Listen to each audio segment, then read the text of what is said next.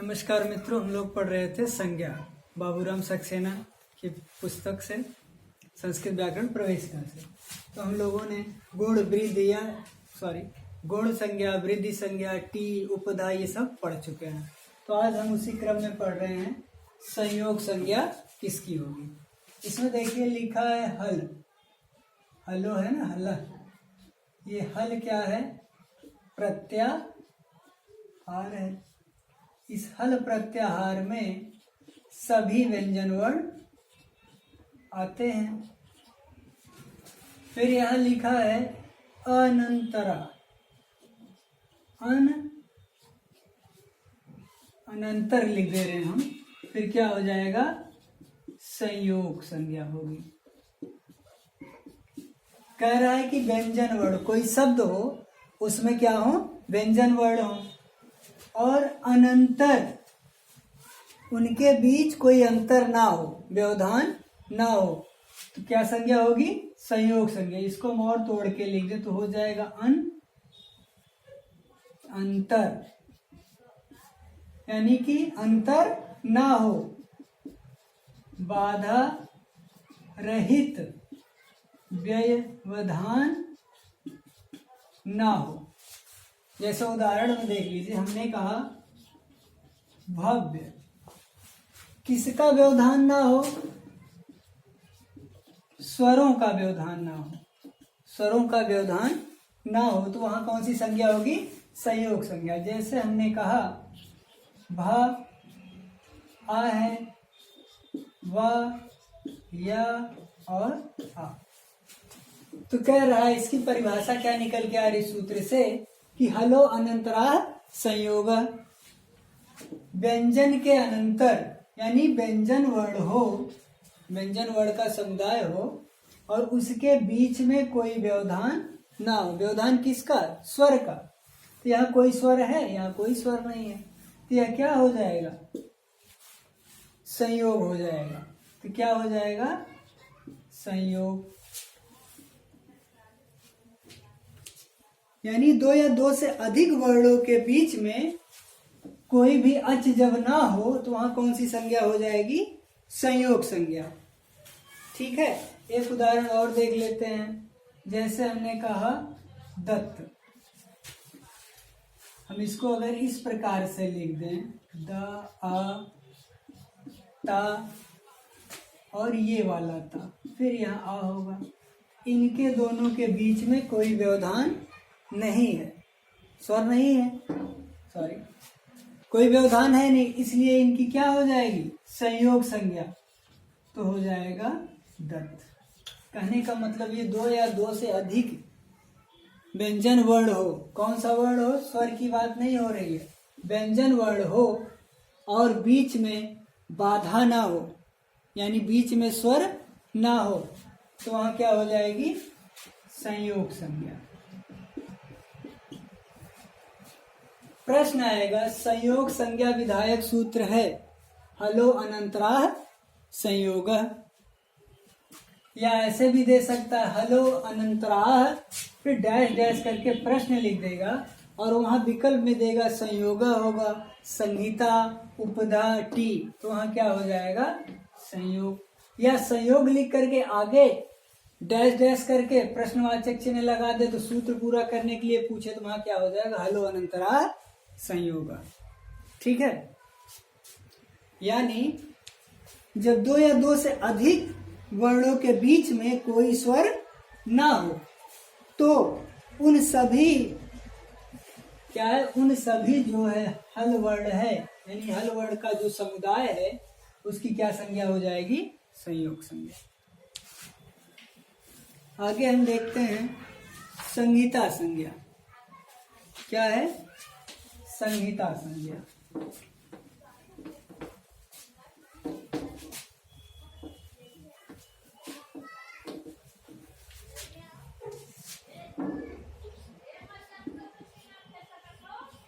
संहिता सूत्र क्या है? परः सन्निकर्षः संहिता। प्रश्न आएगा संहिता विधायक सूत्र है तो क्या हो जाएगा, परः सन्निकर्षः संहिता, या परः सन्निकर्षः, फिर यहाँ कॉलम खाली कर देगा और पूछ लेगा संहिता संयोग क्या होगा, तो वहां क्या हो जाएगा, संयोग। सन्निकर्षः माने होता ही है सन्निकट, क्या हो जाएगा, सन्निकट, अत्यंत नजदीक, क्या, वर्णों की जो है अत्यंत समीपता क्या कही जाएगी, संहिता कही जाएगी। संहिता भी एक क्या है, संज्ञा है। संहिता क्या है, संज्ञा है। और संधि प्रकरण में इसकी आवश्यकता पड़ती, बिना संहिता संज्ञा किए हम संधि नहीं कर सकते। संधि प्रकरण में प्रवेश करने से पहले इस सूत्र के द्वारा क्या की जाएगी, संहिता की जाएगी, फिर संधि विधायक सूत्र लगेगा। जैसे हम अगर ये कहें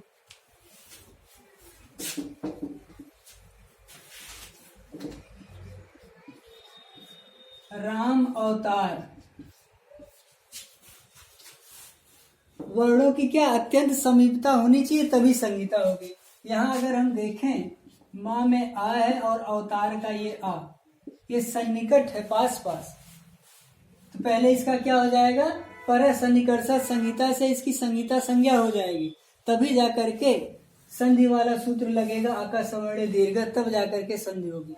यदि निकट ना होता, ये पास पास ना होता तो क्या संधि होती, क्या इस आ का वा से संधि होगी, ता से होगी, नहीं होगी संधि। अभी राम आप अभी कह रहे हैं, तुरंत वर्तमान में, अवतार जो 10 मिनट बाद कहेंगे तो संहिता नहीं होगी। अत्यंत समीपता होनी चाहिए, ठीक है। संहिता संज्ञा वही होगी जहां संधि किए जाने वाले वर्ण जो है आपस में अत्यंत नजदीक में बैठे हों। कैसे हों, अत्यंत नजदीक में बैठे हों, तभी संहिता होगी। ठीक है, अगला देखते हैं। संज्ञा में केवल इतने ही पूछे जाते हैं, आप पिछला पेपर उठा के देखिए, ये पूछ लेगा संज्ञा विधायक सूत्र है, यानी संहिता संज्ञा करने वाला सूत्र, उपधा संज्ञा करने वाला सूत्र। बहुत ज्यादा डिटेल नहीं पूछेगा, केवल यही पूछता है कौन सा सूत्र है, या सूत्र दे करके ये पूछेगा यह सूत्र करता है संहिता संज्ञा, संयोग संज्ञा, तो क्या हो जाएगा, संहिता संज्ञा। आगे है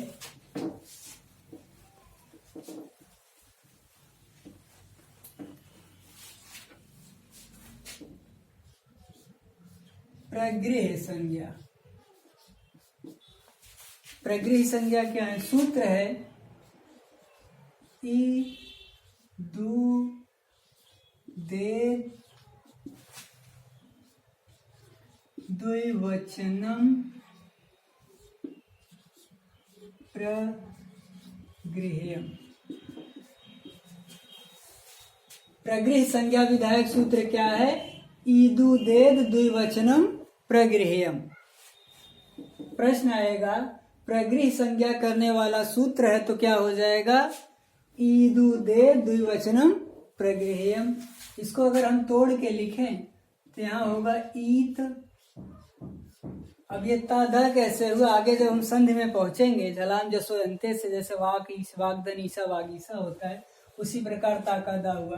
फिर यहाँ से अगर हम तोड़े तो क्या है, ऊत, फिर क्या है, एत, फिर इतना तो ये हो गया। फिर लिखा है द्विवचनम, क्या है, द्विवचनम, कौन सी संज्ञा हो जाएगी, प्रगृह संज्ञा, यानी कि दीर्घ ई हो और दीर्घ उ हो और दीर्घ ए। खैर यहाँ दीर्घ हरस हमेशा ये संयुक्त अक्षर है और दीर्घ होता है, इसका जो है हरस्व वर्ण नहीं होता। हम लोग आगे पढ़ेंगे, लृ है, लृ वर्ण का दीर्घ नहीं होता, और ए आई ओ और औ, इनका क्या है, ह्रस्व नहीं होता और इसका दीर्घ वर्ण नहीं होता। इसीलिए हम लोग जब पढ़ेंगे वहां आगे तो यहाँ मिलेगा ये 12 प्रकार का, ये 12 प्रकार का है। ठीक है, ये आगे का विषय रहेगा। ठीक है, अब इसमें कह रहा है प्रगृह संज्ञा क्या होगा। कोई शब्द है, पद है, उस पद में ईकारांत हो, क्या हो, ईकारांत हो, और कैसा हो, द्विवचन का हो। दीर्घ उकारांत हो, द्विवचन का होगा, और एकारांत हो, द्विवचन का होगा, तभी प्रगृह संज्ञा होगी, नहीं तो नहीं होगी। जैसे अगर हम हरि का रूप पढ़ें, हरि, हरि, हरेय, यही है। ऐसे प्रश्न दे दे एग्जाम में और पूछ ले प्रगृह संज्ञा होगी। अब इसमें देखेंगे ये तो ह्रस्व ही है, इकारांत नहीं होगा, ये है इकारांत, ये क्या इसमें दीर्घ ही है ना। तो जब दीर्घ इकारांत हो पद, और एक कंडीशन और हुआ, क्या हो, द्विवचन का रूप हो। तो द्विवचन का रूप है कि नहीं, एक वचन, द्विवचन और बहुवचन। अगर द्विवचन नहीं है तो प्रगृह संज्ञा नहीं होगी।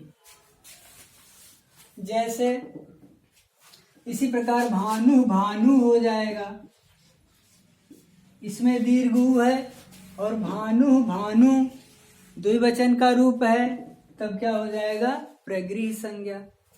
ऐसे रमा का ले लें, अगर हम कहें रमे, रमा, रमे, रमा, तो ये एकारांत है, क्या है, एकारांत। और ये रमे द्विवचन का रूप है, तो इसकी कौन सी संज्ञा हो जाएगी, प्रगृह संज्ञा। अगर यदि ये कहा जाए बालके,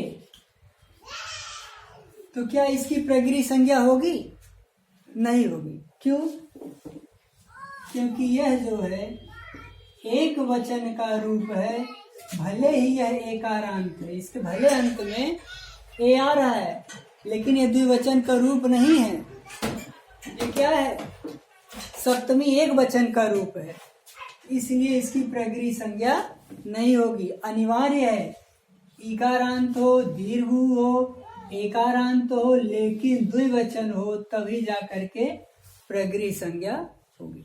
ठीक है,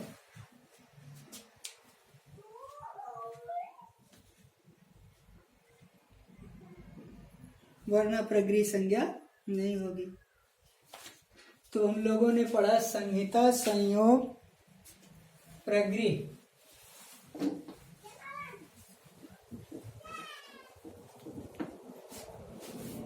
आगे है सार्वधातुक प्रत्यय। क्या है, सार्वधातुक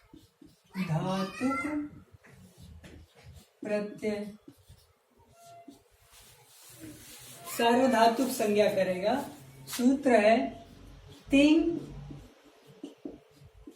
सित सार्वधातुकम, तिंग सित सार्वधातुकम।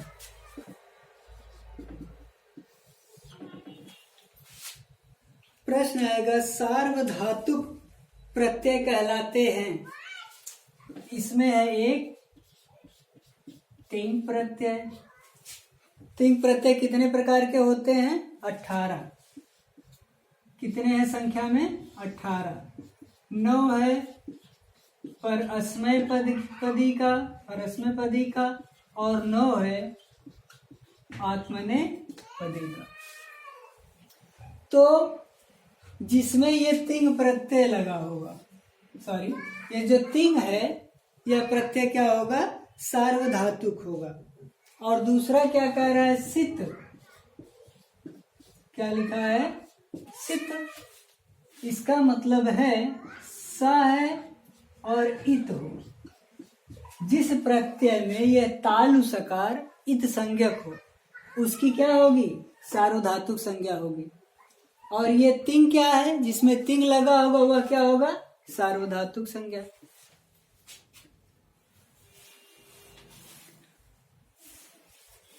जैसे हम कहें इसमें ये क्या है, तिप तस झी, ये जितने हैं तिप तस झी, तिप से लेकर के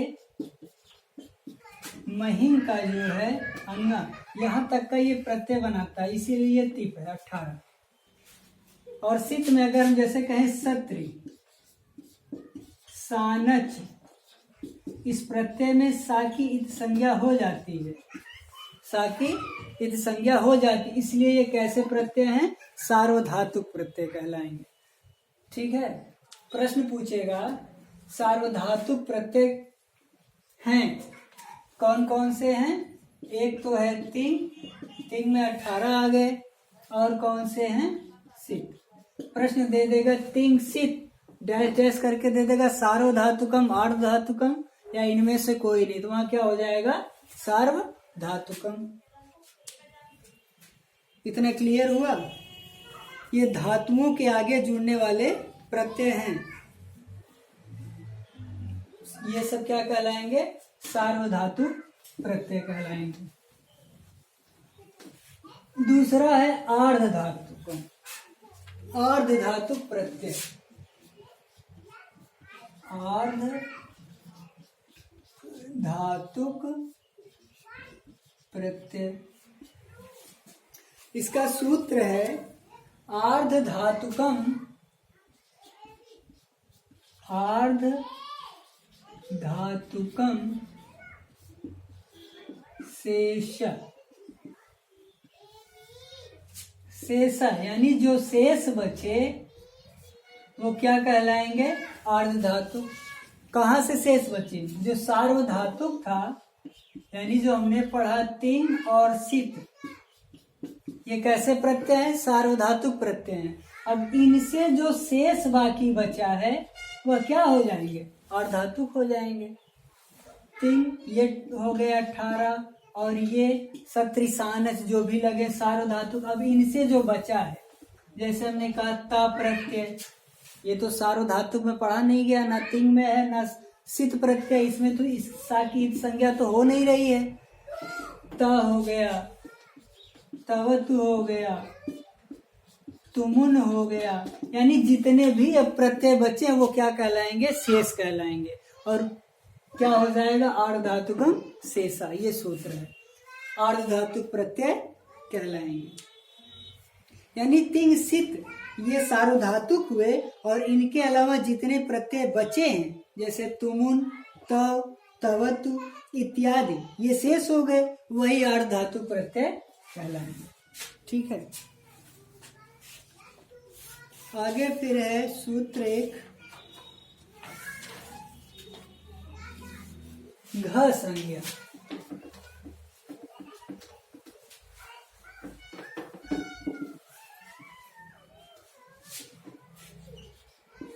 घ संज्ञा किसकी होगी, सूत्र है तरप तमपौ घ, तरप तमपौ घ। इसमें देखेंगे तो क्या है, तरप, और दूसरा यहां से फिर लेंगे तमप, इन दो प्रत्ययों की कौन सी संज्ञा हो जाएगी, घ संज्ञा। सूत्र आएगा घ संज्ञा करने वाला सूत्र है, तो क्या हो जाएगा, तरप तमपो घ। घ संज्ञा किन प्रत्ययों की होती, किन दो प्रत्ययों की होती है, तरप और तमप। कितने प्रत्यय आते हैं घ संज्ञा में, दो आ गए, तरप और तमप। इससे ज्यादा प्रश्न नहीं बनेगा इसमें। इसी प्रकार अगला है निष्ठा संज्ञा। क्या है, निष्ठा संज्ञा। व्याकरण शास्त्र में निष्ठा संज्ञा किसकी होगी, सूत्र है त तवतु निष्ठा। जैसे तरप और तमप प्रत्यय की घ संज्ञा हुई, उसी प्रकार है ता प्रत्यय, और तवतु, इन दो प्रत्ययों की कौन सी संज्ञा हो जाएगी? निष्ठा संज्ञा। जैसे तरत तमब की घ संज्ञा होती है, उसी प्रकार तवतु की निष्ठा संज्ञा। प्रश्न पूछेगा निष्ठा संज्ञा करने वाला सूत्र है तो तवतु निष्ठा। यहाँ ध्यान देना, ये दीर्घ है क्योंकि दो है तो द्विवचन का रूप बनेगा। तो तवतु कौन सा है? निष्ठा। इसमें कितने प्रत्यय आ रहे हैं? दो। कौन कौन सा? त और तवतु। फिर एक और है इसमें सत प्रत्यय, सत संज्ञा।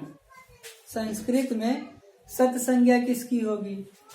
तो सूत्र है तो सत, उन दोनों की सत संज्ञा होगी। किनकी? इसके पूर्व में एक सूत्र आता है लटह क्षत्रि सानचाव प्रथमा समानाधिकरणे।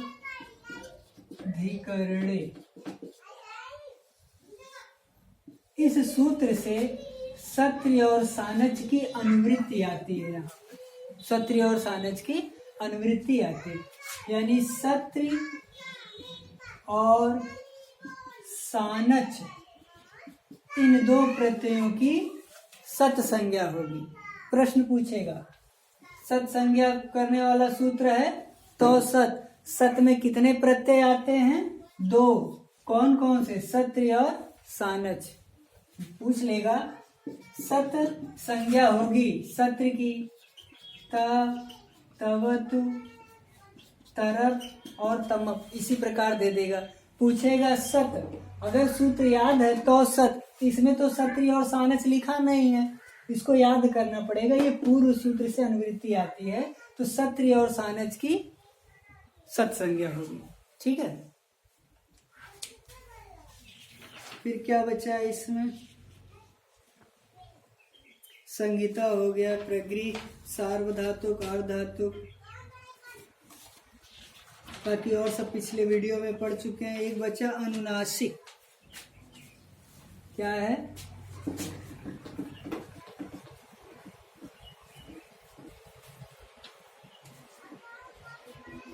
अनुनासिक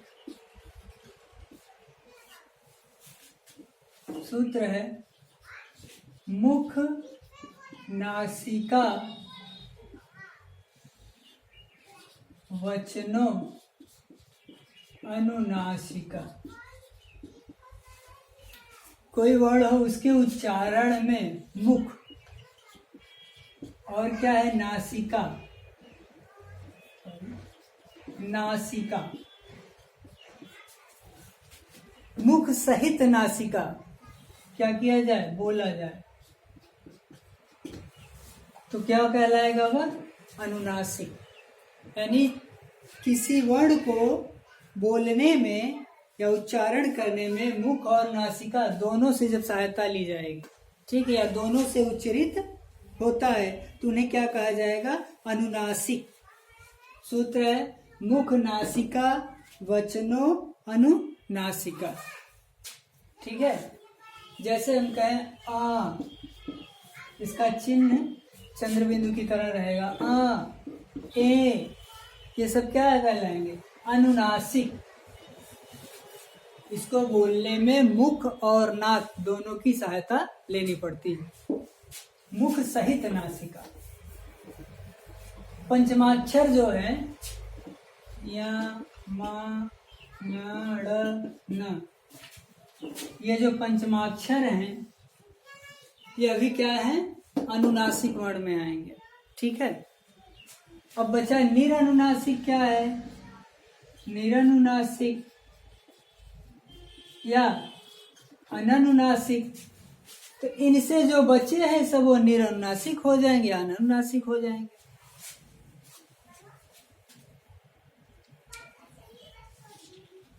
क्योंकि पंचमाक्षर जो है इसको भी बोलने में कहना माँ, तो क्या है? नाक से सहायता लेनी पड़ती है इनके उच्चारण, इसलिए इनको भी हम अनुनासिक कहेंगे।